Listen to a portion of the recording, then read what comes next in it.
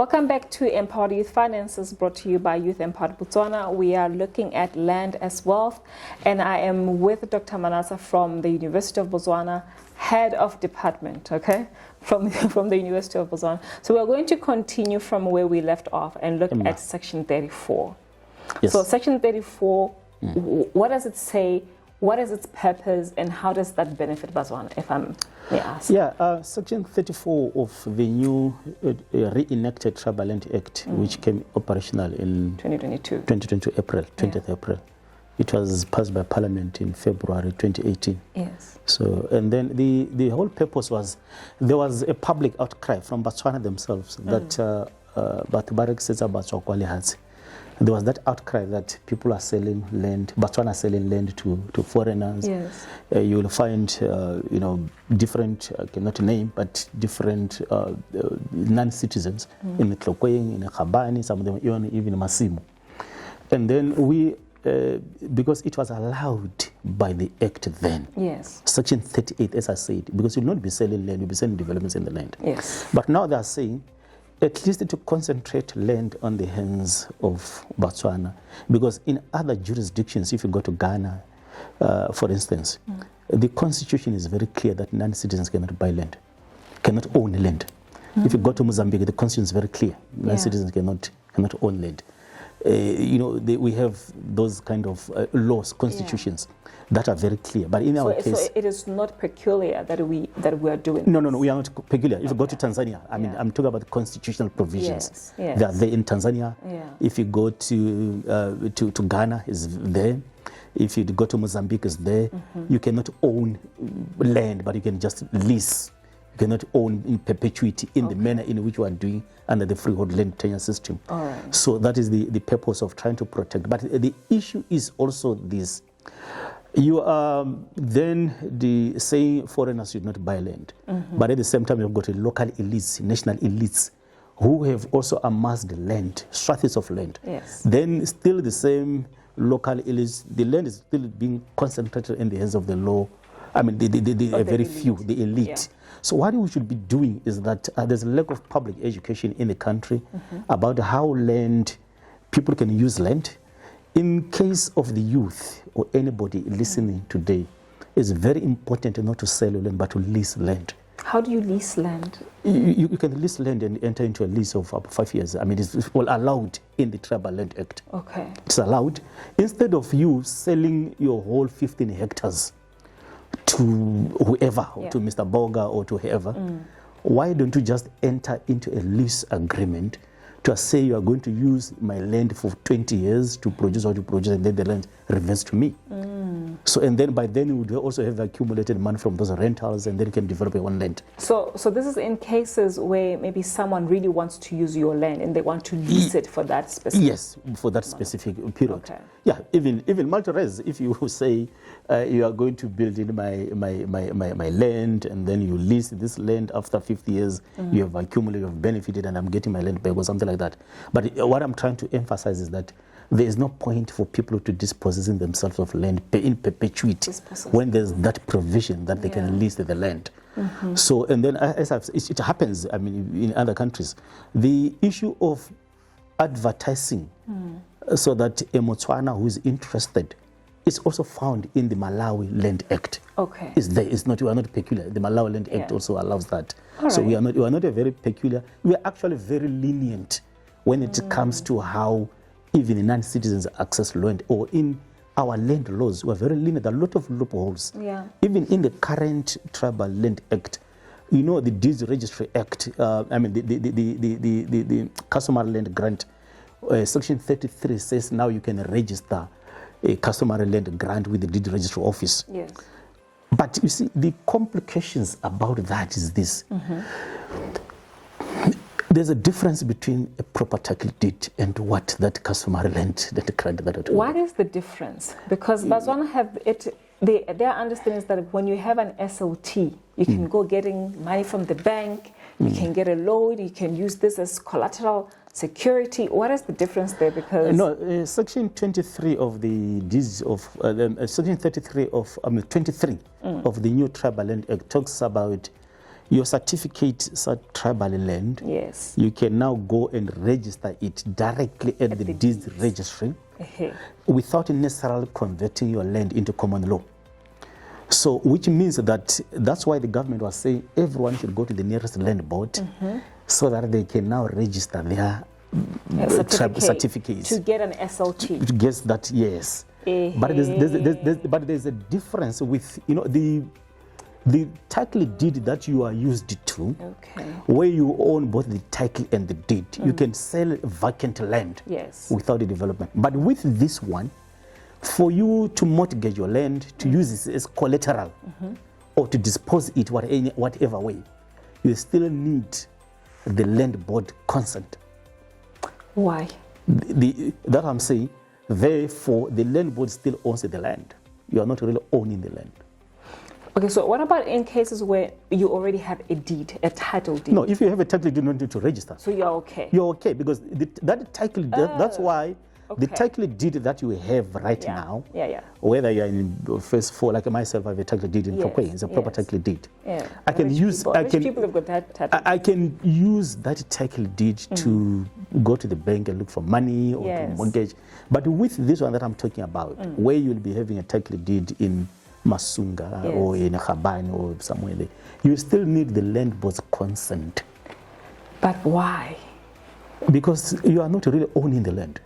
You are only having... I've leased it. You are only having user rights, not the land. There's a difference between... So how do I convert that then to having it as a right, like a proper right? Yeah, you can if you're proper right, the previous title deeds that you were using, that is actually gives you both the title and the deed. I mean, okay, so yes. So in the current one, I take an SLT. Yeah. I get an SLT. Kikomaung is a village, right? I've registered my customary land grant. Yes. And turned it into an SLT. Yes. If I want to have a right to that plot, I still have to go to the deeds. In my understanding, that would be the only way to do, because the banks now will not allow, I don't think they will allow these, they will, if they allow, there will be too much reservation. Simply because what I'm trying to say is that a title deed, if you have to go and mortgage your land, and then go to the land, I mean the bank, whatever bank, and then you still need consent of the land board to do that. Then you don't own. You don't own. That's what I'm saying. You still have the user rights, not the ownership rights. So these are the issues that I think we need to be very clear about. We need to ventilate them. Yes. But because the title that I have, I do not need any consent because I have that the ownership right. But also, let me also explain this. People are also very much, they always say, I have a title deed, the government cannot touch my land. I have a title deed, the government. There is no land in the country that the government cannot touch. No? Nothing. There's no land that the government cannot touch. So then what do you own? If the government can come and touch your land, you see, and you have a title deed? Yes, because you see, if you look at Section 8 of the Constitution of the Republic of Botswana, it is very clear that the government has the right to repossess land for public good. Okay. Yeah, I think is also section, I think it's 11 of the, if it is, that one, section Constitution, section 8 of the Constitution is all land, whether freehold land, even pakalan or rurals, whatever. If the government find diamonds there, they will go. There are provisions how the government and why the government should take that land in section 8 of the Constitution.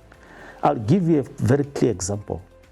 When Block 5 was established by the government, that was a freehold land owned by a private individual. What is freehold, actually? I'll come to freehold. So then the government itself then is empowered by Section 8 of the Constitution. It also empowers by the Acquisition Property Act of 1985. And then it can go to court to say that we need this land for this particular purpose. If it can demonstrate that the land is for public good, public interest, it will do that. And it has done that in many cases. Yes, one of them is land settlement, one of them is security issues, one of them is mineral issues. So they will do that. So, and then that was the whole issue about the Tribal Land Act. Let me now explain what was Crown Land. Crown Land. Crown Land, yes. You know, when our three chiefs went to England in 1895, and I always hear the youth say, they went. They went. Did they really go? Yeah, they went they stayed for 3 months. Yes. The issue there was give Cecily John Rose a small portion of land if you don't want to give him the whole country. Okay? So Cecily John Rose then was given this trip to construct this railway line, yes, which arrived in France in March 1897. So then what happened was that the chiefs then who went there, they were asked then to make sure that the demarcation of their reserves, my reserve, Esengwatu reserves, then there's Tawana reserve there, it's Katla reserve there, what do you call now? District actually. Yes, yeah. So, and then the land which was said to be not owned by these Meravi or these chiefs remained almost like vacant. It became crown land owned by the Queen of England. It became vacant, like Wanata, those are crown lands. Yes. So those are crown lands which remained very vacant. Like Bochobe, you know, they became, you know.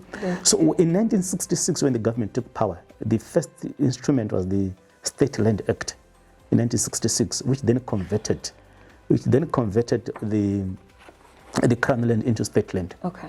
So then all these, some of them are state land, game reserves, national parks. Yes. So some of them are, these are, so if you go to Bozola in Gaborone here, those are state land which were then, those were converted from freehold land, the government buying from freehold land. Okay. So that's what we call a state land. Those are original crown land. So they were, state land was bestowed on the president was to administer it. Then this has since been delegated to the Ministry of Lands. Okay. And the plotters are Bosha. Yes, we fixed state grant. You call it the fixed state grant. So yes. So that's what you find. That's the responsibility to be councils. Those are state land. Yeah. So that's how it is. So, but when we come to, I think that's now something just made sense in my head. Yeah. Yes, but that's how you look at, you know, the Zola. I think I've mentioned it is Bosilbe Pigwe and some portions of land in France, in Gaborone. In Gaborone, some portion of land is state land, some is freehold land. Freehold land is when the colonialists, the English came. When they came, they brought their own concept of understanding of ownership of land, where you own the land.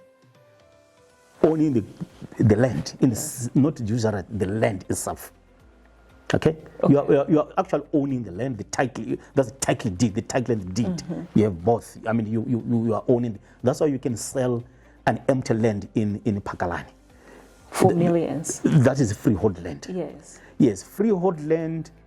Actually, freehold land is an English property law concept, which means the right to ownership of something. But who decides, who determines that this land is freehold, this is state? Let me explain. Yes. So the English, when they came, they entered into agreements with our Kosi, they entered into agreements with whoever, using their own concept of ownership of land in the proper sense of freehold land. So they took all these white settlers, Gaborone, the whole of Gaborone was freehold land. The Broadhurst farms, you know, the Bonington farms. Broadhurst was a farm, and the Bonington farm. If you look at the village camp, those were freehold land based on the concept of the English property law concept. So then any other land which was not freehold became native land, tribal land, and then became crown land. So then in 1893, the colonial government, the High Commissioner based in South Africa in the Cape Colony, they said any European cannot be allowed to own land unless they regularize. There was the 1893 Concessions Commission, which then regularized the ownership of land by these whites. Now they were owning land using the concept of the Western, the English concept, not the African concept. Okay? Yeah. So, and then when this Tati company, so there's a freehold land. Yes. Both the land owned the current dispute, which was the Bali, then there's a freehold land. The whole Game City freehold land, Yeah. British Farm freehold land. So And that's how the Tuli block the Tuli area? block. Those are the Ganze farms. Those are Yeah. freehold land Yeah. ownership. I mean, kind of ownership. So But the difference is that freehold lands, you hold land in perpetuity. You hold land in perpetuity. It is inheritable. So freehold land, you Yeah. hold land in perpetuity. Let's pin it there. Yes. And go for a Okay. quick water Yes, break. yes, okay. And then, because I want to hear this perpetuity thing, why it belongs to some and not to all of us, right? Okay. We'll be right back.